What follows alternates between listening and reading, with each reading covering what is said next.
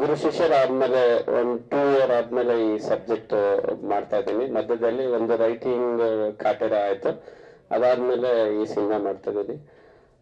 ಈ ಸಬ್ಜೆಕ್ಟ್ ನಾನು ಫಸ್ಟ್ ಸಾರ್ಗೆ ಹೋಗಿ ಹೇಳಿದಾಗ ತುಂಬಾ ಇಷ್ಟ ಆಯ್ತು ಈ ಲೈನ್ ಇದು. ಸೊ ಅದರಲ್ಲಿ ಇಂಪಾರ್ಟೆಂಟ್ ಆಗಿ ಅವ್ರ ಮಗಳ ಪಾತ್ರ ಬಂತು. ಅವಾಗ ನಾನೇ ಕೇಳಿದೆ, ಸರ್ ನಿಮ್ಮ ಮಗಳನ್ನೇ ಮಾಡ್ತೀನಿ, ಎರಡು ಕಾಂಬಿನೇಷನ್ ಚೆನ್ನಾಗುತ್ತೆ, ಆಫ್ ಸ್ಕ್ರೀನ್ ಮತ್ತೆ ಆನ್ ಸ್ಕ್ರೀನ್ ಮಗಳೇ ಇರೋದ್ರಿಂದ ಅಂತಂದ್ರು. ಫಸ್ಟಿಗೆ ಅವರು ಆಸಕ್ತಿ ತೋರಿಸ್ಲಿಲ್ಲ, ನಾನು ಒತ್ತಾಯ ಮಾಡಿದಕ್ಕೆ ಸೊ ಅವ್ರ ಮಗಳನ್ನ ಕೇಳಿದ್ರು, ಅವ್ರಿಗೂ ಆಸಕ್ತಿ ಇತ್ತು. ಅದಾದ್ಮೇಲೆ ಅವರು ಮುಂಬೈಗೆ ಹೋಗಿ ನಟನೆ ಟ್ರೈನಿಂಗ್ ಮಾಡ್ಕೊಂಡು ಬಂದು ಈ ಸಿನಿಮಾದಲ್ಲಿ ಒಂದು ಅದ್ಭುತವಾಗಿ ಅಭಿನಯ ಮಾಡಿದ್ರೆ ಇದು ಒಂದು ತುಂಬಾ ಸ್ಪೆಷಲ್ ಅಂತ ಹೇಳ್ಬೋದು. ಇನ್ನು ನಮ್ಮ ನಿರ್ಮಾಪಕರ ವಿಚಾರಕ್ಕೆ ಬಂದ್ರೆ ಏನು ಅಂದ್ರೆ ಇದುವರೆಗೂ ನನಗೆ ಇವಾಗ ನೀವು ಈಗಾಗಲೇ ಸೆಟ್ ನೋಡಿದಿದ್ದಾರೆ, ನನಗೆ ಸಿಕ್ಕಿರೋದಲ್ಲಿ ದಿ ಬೆಸ್ಟ್ ಪ್ರೊಡ್ಯೂಸರ್ ಅಂತಂದ್ರೆ ನಾನು ಏನೋ ಜೂನಿಯರ್ಸ್ ವಿಚಾರ ಆಗಿರ್ಬೋದು, ಸೆಟ್ ವಿಚಾರ ಆಗಿರ್ಬೋದು, ಏನೇ ವಿಚಾರ ಇದು ಒಂದು ದಿನನೂ ಇದು ಯಾಕೆ ಏನು ಎತ್ತಾಗಂತ ಕೇಳಿರ್ಲಿಲ್ಲ. ಸೊ ಹಾಗಂತ ಅವರು ಕೊಡ್ತಾರಂತನೂ ನಾವು ನನ್ನ ಸಿನಿಮಾಗ ಮೀರಿ ನಾನು ಅದನ್ನ ಮಿಸ್ಯೂಸ್ ಮಾಡ್ಕೊಳ್ಲಿಲ್ಲ. ಬಟ್ ಅವರ ಒಂದು ನನ್ನ ಮೇಲೆ ಇಟ್ಟಿರೋ ನಂಬಿಕೆ ನನಗೆ ನಿಜವಾಗ್ಲೂ ತುಂಬಾ ಖುಷಿ ಇದೆ. ಸೊ ಆ ನಂಬಿಕೆ ನಾನು ಉಳಿಸ್ಕೊಳ್ತೀನಿ ಅಂತ ಈ ಮೂಲಕ ಹೇಳಕ್ ಇಷ್ಟಪಡ್ತೀನಿ. ಈ ತರ ಪ್ರೊಡ್ಯೂಸರ್ ಇಂಡಸ್ಟ್ರಿಯಲ್ಲಿ ಇರ್ಬೇಕು, ಯಾಕಂದ್ರೆ ಅವ್ರು ಸಾರಥಿ ಆದ್ಮೇಲೆ 10 ಇಯರ್ಸ್ ತುಂಬಾ ಸ್ಕ್ರಿಪ್ಟ್ಗಳನ್ನ ಕೇಳಿದ್ರು ಅಂತ ಅವರು ಹೇಳ್ತಾ ಇದ್ದಾರೆ. ಸೊ ಯಾವ್ದು ನಮಗೆ ಸರಿಯಾಗಿ ನಿರ್ದೇಶಕರಾಗ್ಲಿ ಅಥವಾ ಸ್ಕ್ರಿಪ್ಟ್ ಆಗ್ಲಿ ನಮಗೆ ಹೊಂದಿಕೆ ಆಗ್ಲಿಲ್ಲ.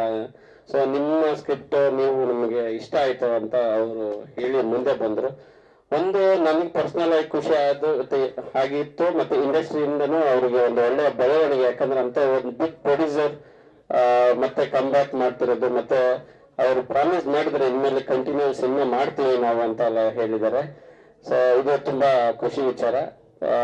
ಇನ್ನು ನಮ್ಮ ಸಂಭಾಷಣೆಕಾರರು ಇಬ್ರು, ಶ್ರೀಕಾಂತ್ ಮತ್ತು ಮಾಸ್ತಿ ನಾನು ಯಾವಾಗ್ಲೂ ನಮ್ಗೆ ರೈಟ್ ಹ್ಯಾಂಡ್ ಆಗಿ ಜೊತೆಗೆ ಇರ್ತಾರೆ. ಸೊ ಈ ಸರಿ ನನಗೆ ಶ್ರೀಕಾಂತ್ ಯಾಡ್ ಆದ್ರು, ಯಾಕಂದ್ರೆ ಅವನು ನನಗೆ ಸ್ಕ್ರೀನ್ ಪ್ಲೇ ಜೊತೆ ಜರ್ನಿ ಮಾಡ್ದ. ಸೊ ಕೆಲವು ವಿಚಾರಗಳನ್ನ ಅವನು ಡೈಲಾಗ್ಗಳಲ್ಲಿ ಇದಾಗಿ ಬರೆಯಕ್ಕೆ ಶುರು ಮಾಡ್ದ. ಸೊ ಅವನಲ್ಲಿ ಒಂದು ಟ್ಯಾಲೆಂಟ್ ಇತ್ತು. ಅವಾಗ ನಾನು ಮಾಸ್ತಿ ಕೇಳ್ಕೊಂಡೆ, ಒಂದು ಹೊಸಬರನ್ನ ಒಂದು ಅವಕಾಶ ಕೊಡೋಣ ಇದ್ರ ಮೂಲಕ ಅಂತಂದಾಗ, ಇದು ಮಾಸ್ತಿ ಧಾರಾಳವಾಗಿ ನಾನು ಶೇರ್ ಮಾಡ್ತೀನಿ ಇದನ್ನ ಅಂತ ಒಪ್ಕೊಂಡು ಒಬ್ಬ ಬಿಗ್ ಡೈಲಾಗ್ ರೈಟರ್ ಅದನ್ನ ಶೇರ್ ಮಾಡಿ ಅವ್ರನ್ನ ಒಂದು ವೆಲ್ಕಮ್ ಮಾಡಿದ್ದಾರೆ. Thank you Masthi. ಮತ್ತೆ ಇಬ್ರು ಅದ್ಭುತವಾಗಿ ಬರ್ಕೊಟ್ಟಿದ್ದಾರೆ. ಮಾಸ್ತಿ ಗೊತ್ತಲ್ಲ ನಿಮಗೆ, ಒಂದೊಂದು ಪೆನ್ನು ಒಂದು ಅರಿತಾವ ಇದು ಅಂತ ತುಂಬಾ ಡೈಲಾಗ್ಸ್ ಈ ಸಿನಿಮಾದಲ್ಲಿ ಸಿಗ್ತವೆ. ಆಮೇಲೆ ನಮಗೆ ಬ್ಯಾಕ್ ಬೋನ್ ಅಂತಾನೆ ನಮ್ ಸಾರ್ ಹೇಳ್ಬೋದು. ಅಂದ್ರೆ ಇದು ಈ ಸಿನಿಮಾ ಮಾಡಕ್ಕೆ ಅಂದ್ರೆ ತುಂಬಾ ಒಂದು 80s 90s ಬ್ಯಾಕ್ ಗ್ರೌಂಡ್ ಕಟ್ಕೊಡಕ್ಕೆ ತುಂಬಾ ಕಷ್ಟ ಆಗುತ್ತೆ. ಅಂದ್ರೆ ನಮ್ಗೆ ಆ ತರದ ಲೊಕೇಶನ್ಸ್ ಆಗ್ಲಿ, ಒಂದು ವಾತಾವರಣ ಸೆಟ್ ಆಗಲ್ಲ. ಸೊ ಪ್ರತಿ ಒಂದನ್ನು ನಾವು ಕ್ರಿಯೇಟ್ ಮಾಡ್ಬೇಕಾಗುತ್ತೆ. ಅಂತ ವಿಚಾರದಲ್ಲಿ ನಮ್ಗೆ ಹೀರೋ ಸಪೋರ್ಟ್ ಅಂದ್ರೆ ಎಷ್ಟು ಅಂದ್ರೆ ಸೆಟ್ ಅಲ್ಲಿ ಏನೇ ಪ್ರಾಬ್ಲಮ್ ಆದ್ರೂ ಕೂಡ, ಮತ್ತೆ ಆಕ್ಟಿಂಗ್ ಅಲ್ಲಿ ಏನೋ ಡೌಟ್ ಇದ್ರು ಕೂಡ, ಒಂದು ಕಥೆಯಲ್ಲಿ ಒಂದು ಪ್ರಾಬ್ಲಮ್, ಎಲ್ಲಾ ರೀತಿಯಲ್ಲಿ ನಮ್ಗೆ ಒಂದು ಸಪೋರ್ಟ್ ಮಾಡ್ತಾ ಬಂದಿದ್ದಾರೆ. ಈ ಸಿನಿಮಾ ನಾನು ಒಂದು ಘಂಟಾಘೋಷವಾಗಿ ಹೇಳ್ತಿದ್ದೀನಿ, ಈ ಹೀರೋ ಇಲ್ದೆ ನಾನು ಮಾಡಕ್ ಆಗ್ತಾ ಇರಲಿಲ್ಲ.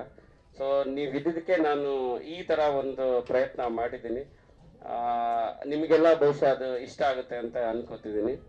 ಮತ್ತೆ ಇನ್ನು ನಮ್ಮ ಸಿನಿಮಾಟೋಗ್ರಾಫರ್ ಸ್ವಾಮಿ ಜಯಗೌಡ, ಸೊ ಬಜರಂಗಿ ಜೇಮ್ಸ್ ಹರ್ಷ ಜೊತೆ ಮಾಡಿದ್ದು, ಇವಾಗ ನಮ್ಮ ಸಿನಿಮಾನು ಸ್ವಾಮಿನೇ ಮಾಡ್ತಿದ್ದಾರೆ. ಅದ್ಭುತವಾದ ಟೆಕ್ನಿಷಿಯನ್.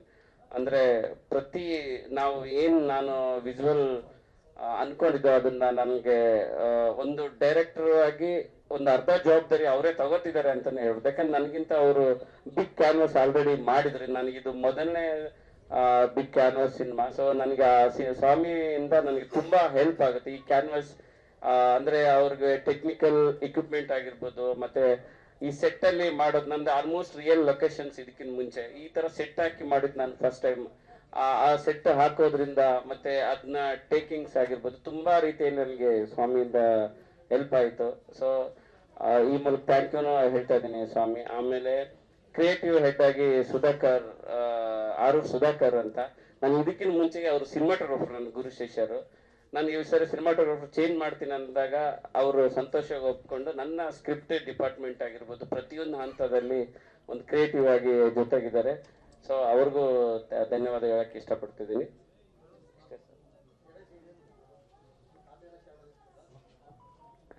ಹಳ್ಳಿ ಕತೆ ಕಟ್ಟಡಗೂ ಇದಕ್ಕೂ ಸಂಬಂಧ ಇಲ್ಲ. ಹಳ್ಳಿ ಕತೆ ಅನ್ನೋದನ್ನದೇ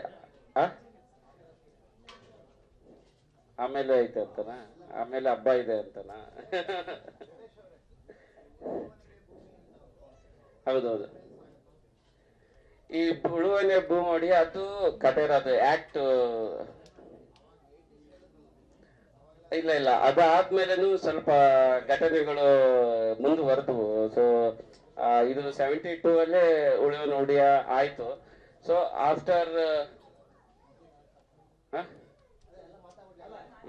ಮಾತಾಡಿದಾಗ ನಾನು ಅರ್ಧಂಬರ್ಧ ಮಾತಾಡಿದ್ದೀನಿ. ನಿಮ್ ಪ್ರಶ್ನೆಗಳು ಕೇಳ್ಕೊಂಡು ಇದು ಮಾಡೋಣ ಅಂತ. Thank you. Thank you Jadesh sir. Masti ಸರ್ನ ಮಾತನಾಡ್ಸೋಣ. ಯಾವಾಗ್ಲೂ ಮಾಸ್ತಿ ಸರ್ ಸಿಕ್ದಾಗ ಹೇಳ್ತಿರ್ತೀನಿ, ನೀವು ನಮ್ಮ ಕನ್ನಡದ ಆಸ್ತಿ ಅಂತ. ಸೊ ಮಾಸ್ತಿ ಸರ್ ಸಂಭಾಷಣೆ ಬರ್ದಿದ್ದಾರೆ ಅಂತ ಹೇಳಿದ್ರೆ ಒಂದಷ್ಟು ಪಂಚಿಂಗ್ ಡೈಲಾಗ್ಸ್ ಹಾಗೇನೆ ಒಂದು ಅರ್ಥಪೂರ್ಣ ಡೈಲಾಗ್ಸ್ ನಾವು ಎಕ್ಸ್ಪೆಕ್ಟ್ ಮಾಡಬಹುದು. ಸರ್ ತಮ್ಮ ಮಾತು.